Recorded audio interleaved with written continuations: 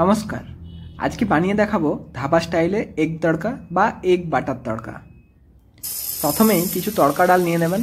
আমার কাছে তড়কা ডাল ছিল না, তাই আমি মুগ ডাল নিয়ে করেছি।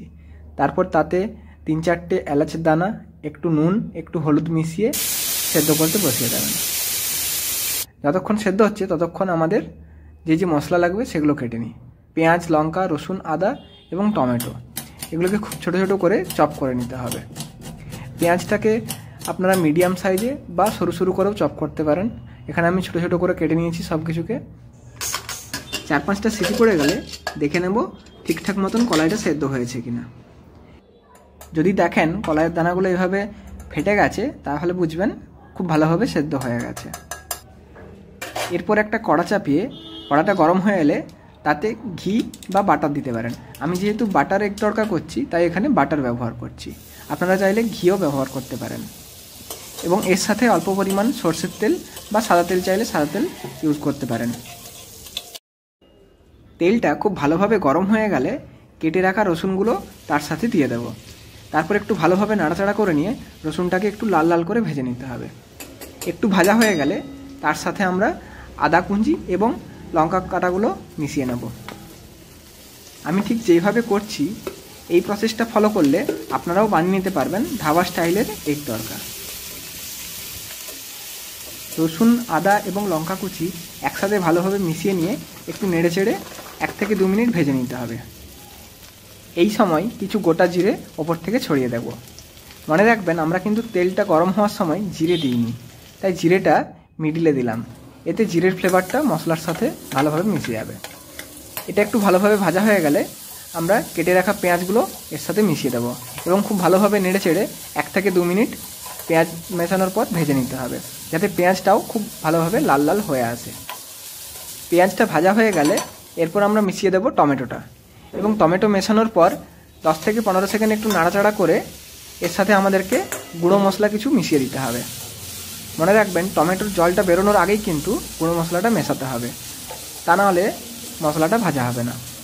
সবার প্রথমে জিরে গুঁড়ো এবং তারপরে 1 চামচ মতন ধনে গুঁড়ো এর সাথে মিশিয়ে দেবো এবং অল্প পরিমাণ হলুদ গুঁড়ো এবং পরিমাণ মতন নুন।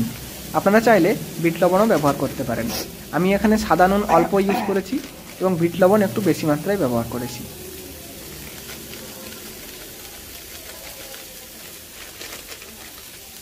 এইভাবে গুঁড়ো মশলাগুলো মিশিয়ে নিলে মশলাটা পুড়ে যাওয়ার ভয় থাকবে না এবং টমেটোর যেহেতু জলটা ছাড়েনি, তাই গুঁড়ো মশলাগুলো এই মশলাটার সাথে খুব ভালোভাবে মিশে যাবে এবং মশলাটা খুব ভালোভাবে কষা হবে।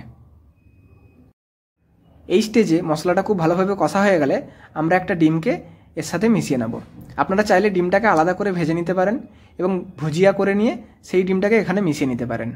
কিন্তু এইভাবে মশলার সাথে ডিরেক্টলি ডিমটাকে মিশিয়ে ভাজলে তাতে তড়কার স্বাদটা আরেকটু অন্যরকম হবে। ডিমটাকে খুব ভালোভাবে মশলার সাথে নেড়ে চেড়ে মিশিয়ে নিয়ে কিছুক্ষণ ডিমটা ভাজা হওয়ার জন্য এইভাবেই ছেড়ে দিতে হবে। যখন দেখবেন ডিমটা আস্তে আস্তে কড়ার গায়ে লেগে যাচ্ছে, সেই স্টেজে সেদ্ধ হয়ে রাখা কলাইগুলো মিশিয়ে দিতে হবে এবং কলাইয়ের যে জলটা থাকবে সেটাকেও আমরা আস্তে আস্তে এই মিশ্রণের সাথে মিশিয়ে নেব। অনেকেই হয়তো অনেক রকম উপায়ে তড়কা রান্না করে থাকেন, কিন্তু একবার এইভাবে ট্রাই করে দেখবেন, সত্যি খুব দারুণ হবে খেতে। তড়কার ডালটা মেশানো হয়ে গেলে কিছুক্ষণ এটাকে খুব ভালোভাবে নাড়াচাড়া করে ফুটতে রেখে দেবেন। এইভাবে ডালটা একটু ফুটে এলেই আমরা কড়াটাকে সাইড করে রেখে একটা তড়কার প্যান নিয়ে নেব। আপনাদের কাছে প্যান না থাকলে চাটুও ব্যবহার করতে পারেন। এই রকম একটা তড়কার প্যানকে গরম করে নিয়ে তাতে বেঁচে থাকা বাটার বা ঘি ইউজ করতে পারেন। আমি এখানে বাটারটা ইউজ করছি। তার সাথে বেঁচে থাকা কিছু রসুন কুচি এবং লঙ্কা কুচি মিশিয়ে দেব এবং এর সাথে কিছু কাসুরি মেথি আমরা মিশিয়ে দেব। যেহেতু আমি অল্প পরিমাণে রান্না করছি, তাই কাসুরি মেথিটা প্রথমে ব্যবহার করিনি। আপনারা চাইলে গুঁড়ো মশলাগুলো মেশানোর সময় কাসুরি মেথিটা ব্যবহার করতে পারেন। এই স্টেজে কাসুরি মেথিটা দিলে তার গন্ধটা তরকারির সাথে খুব ভালোভাবে মিশে যায়। বাটারের সাথে রসুনগুলো মেশানোর পর একটু লাল লাল করে রসুনটাকে ভেজে নিয়ে তরকারির সাথে মিশিয়ে দিতে হবে। তড়কা মিশ্রণটি রেডি হয়ে গেলে গ্যাসের ফ্লেমটিকে লো রেখে তরকারির সাথে এই তড়কাটাকে মিশিয়ে নিতে হবে এবং 10 থেকে 15 সেকেন্ড তরকারিটাকে একটু নাড়াচাড়া করে নিলেই ব্যাস রেডি হয়ে যাবে আপনাদের এগ তড়কা।